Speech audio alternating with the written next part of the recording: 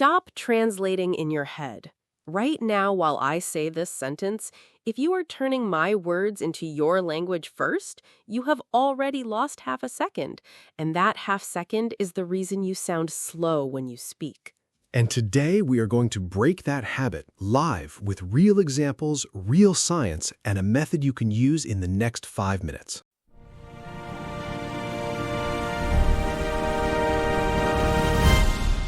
Okay, so I have to admit something. Last night I was texting my friend in Madrid, and I caught myself doing the exact thing we are talking about today. What happened? She asked me a simple question in Spanish. ¿Qué planes tienes para el fin de semana? And instead of just answering, my brain went, okay, that means what plans do you have for the weekend? Now let me think of my answer in English. Now let me translate that answer into Spanish. 3 steps for one text message. That is so real. I do the same thing with French. Someone asks me something simple, and there's this little traffic jam in my head. English comes in, then it has to get translated, processed, translated back, and by the time I respond, the conversation has moved on. Right. And that traffic jam has a name in the research. It is often called translation lag, and it is the single biggest thing slowing learners down, more than vocabulary, more than grammar. Which is exactly why today's topic matters so much. We're calling it Transform Thoughts into English Quickly. And the goal is simple. Get you thinking in English directly so you're not stuck in that 3-step traffic jam every time you want to say something. Let me tell you about someone the researchers actually studied. His name was Wes, and his case became famous in second language acquisition research, documented by the linguist Richard Schmidt. I know this one. Wes was a Japanese artist who moved to Hawaii, right? Exactly. He never took a formal English class, no grammar drills, no vocabulary lists, nothing. He just lived his life in English, day after day, year after year, because he was surrounded by it constantly, at art shows, in shops, with friends. And what happened to his English? Here's the fascinating part. His fluency exploded. He could talk for long stretches, keep conversations going, express complex ideas, all smoothly and quickly. But his accuracy barely moved. His grammar stayed messy for years. Verb tenses, articles, plurals, all inconsistent. So he was fast, but not always correct. Right. And that's the trade-off Schmidt documented. Wes never translated. He never had time to. He was thrown into real conversations where the only option was to react directly in English. So his brain built a direct line between thought and speech, skipping the translation step almost entirely. That's honestly a little bit freeing to hear, because I think a lot of us assume we need to be perfectly accurate before we allow ourselves to speak quickly. But Wes proves the opposite can happen. Speed and directness can develop before perfect accuracy. And honestly, for day-to-day conversation, that speed is often more useful than perfect grammar. So the question becomes, how do we get some of what Wes had on purpose without needing 20 years in Hawaii? That is where the science comes in, and then the method. Let us talk about why translation slows you down in the first place, because there is real research behind this, not just our own experience. Start with Stephen Krashen. His input hypothesis says we acquire language when we understand messages, not when we consciously study rules. Krashen's point is that meaning has to connect directly to the target language, not get routed through your first language every single time. So every time you translate, you're kind of working against that direct connection Krashen talks about. Exactly. Then there's Richard Schmidt again, but this time his other big idea, the noticing hypothesis. Schmidt argued that you cannot acquire a language feature unless you consciously notice it in the input. If you're busy translating, your attention is split, and you notice less of the actual English happening around you. That explains why I sometimes replay a conversation in my head an hour later and think, oh, that's how you say that. I noticed it too late because I was busy translating in the moment. Right. Then Swain's output hypothesis adds another piece. Swain found that the act of producing language, actually speaking or writing it, forces learners to notice gaps in their own ability. When you're pushed to produce English on the spot without time to translate, you discover exactly where your direct English skills are weak, and that pressure itself builds new connections. So pushed output is basically training without a safety net. A good safety net sometimes, but yes, the pressure is part of what builds the skill. There's also a memory angle here, right? I remember reading about Alan Baddeley's work on working memory. Yes, and this part is huge. Baddeley's model of working memory shows we have very limited mental space for holding and manipulating information in real time. Translation eats up that limited space. You're holding the original thought, holding the translation process, and holding your response all at once in a system that was never built to juggle three things. So it's not that we're bad at languages, it's that we're overloading a small mental workspace. Exactly. And when you skip translation and think directly in English, you free up that working memory for the actual conversation, for listening, for reacting, for connecting ideas. What about Robert Bjork's research? I know his work usually comes up when we talk about vocabulary, but does it apply here too? It does. Bjork's concept of desirable difficulties tells us that things which feel harder in the moment, like forcing yourself to respond in English without translating, actually build stronger, longer-lasting skills than the easier route of translating first. The struggle is not a sign you are doing it wrong. The struggle is the mechanism.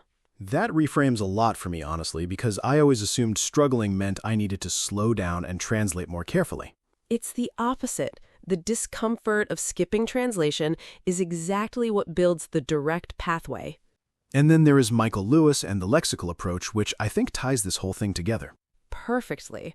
Lewis argued that language is not learned word by word, translated one at a time, but in chunks, whole phrases and expressions stored and retrieved as single units. Things like, "Let me think about it," or "I'm not sure, to be honest." When you store English in chunks instead of single words needing translation, you can pull out a whole ready-made phrase instantly, no translation required, because the chunk already carries the full meaning. So instead of translating estoy pensando, or in my case, je suis en train de réfléchir, word by word, you just reach for the English chunk, I'm thinking it over, already complete. Exactly. And that single shift from words to chunks is one of the fastest ways to reduce translation lag. Okay, so we have Wes showing us it is possible, Krashen and Schmidt explaining why direct input and noticing matter, Swain showing why pushed output helps, Baddeley explaining the memory bottleneck, Bjork telling us the struggle is the point, and Lewis giving us chunks instead of word-by-word translation. Let us turn this into something practical. This is where we're introducing what we're calling the fast lane method. 4 steps, and the whole idea is treating your thoughts like a highway. Translation is the traffic jam. This method is the fast lane that skips around it. Step 1 is merge. Before you speak, do not try to construct a perfect sentence in your first language and then convert it. Instead, merge directly into English with a chunk you already know, even a simple one like so basically or here's the thing. That merge point gets you into English traffic immediately instead of idling in your first language. Step 2 is chunk. Instead of reaching for individual words, reach for pre-built phrases. If you want to say you are unsure, do not build no plus estoy plus seguro, translated piece by piece. Just grab the whole English chunk, I'm not totally sure, as one unit. The chunk is already assembled, so there is nothing left to translate. Step 3 is cruise. Once you're speaking, keep moving, even if a word is missing. If you can't remember a specific term, don't stop to search for the perfect translation. Describe around it, use simpler chunk or gesture, but keep cruising forward. Stopping to translate is what causes the pileup. And step 4 is exit, which just means reviewing afterward, not during. After the conversation is over, that's when you look up the word you are missing or notice a mistake. You exit the highway to check the map, not while you are still driving. Merge, chunk, cruise, exit. The fast lane method. And the beauty of it is you're not trying to become Wes overnight. You are building small habits that push you toward that same direct thinking he developed, just intentionally instead of by accident. Let me give a personal example with my French, since I'm the one drowning in that language most days. Please, go ahead. So I was at a market in Lyon, and a vendor asked me something quickly about how many I wanted. My old habit would be to hear the French, translate it to English in my head, form my answer in English, then translate that answer back to French. By the time I did all that, the vendor had already moved on to the next customer. That is the traffic jam exactly. Right, so now, using something like the fast lane method, I try to merge directly. I hear the question, I don't go through English at all, I just reach for a chunk I already have stored in French, like trois, s'il vous plaît, and it comes out immediately, no detour through English. That is a great example. And honestly, the same thing happens to me constantly with Spanish. Someone asks me something in a shop, and if I try to translate the whole sentence carefully, I miss half of what they're saying because I'm too busy translating the first part. So the method isn't really about being perfect, it's about staying in the conversation. Exactly. Staying in the lane, moving forward, and letting perfection come later through noticing, not through stopping every few seconds to translate.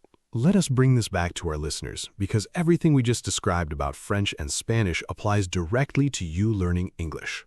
If you are constantly translating from your first language into English before you speak, you are building exactly the kind of traffic jam we described. The fix is not more grammar study, it is direct practice. Merge into English quickly. Use ready-made chunks instead of single words. Keep cruising even when you're missing a word, and review your mistakes after the conversation, not during it.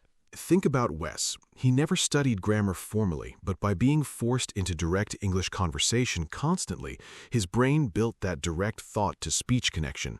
You do not need 20 years in Hawaii. You need repeated, intentional practice skipping the translation step, even when it feels uncomfortable.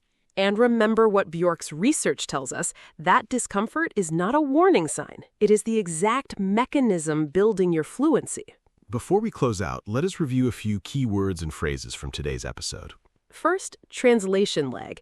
This means the delay caused by mentally converting one language into another before speaking or understanding. Next, noticing. This is the idea from Schmidt's research that you have to consciously notice a language feature before you can learn it. Pushed output refers to being required to produce language, speak or write, which forces you to notice gaps in your own ability. Working memory is the limited mental space you use to hold and process information in real time, and translation overloads it quickly. Desirable difficulty describes something that feels hard in the moment, but actually builds stronger, longer-lasting learning. And finally, chunk. A whole phrase or expression stored and used as one single unit instead of being built word by word. Try using one of these words in a sentence today, out loud, without translating it first. And try the fast lane method next time you're in a conversation. Merge, chunk, cruise, exit. We'll see you in the next episode. Stay in the fast lane.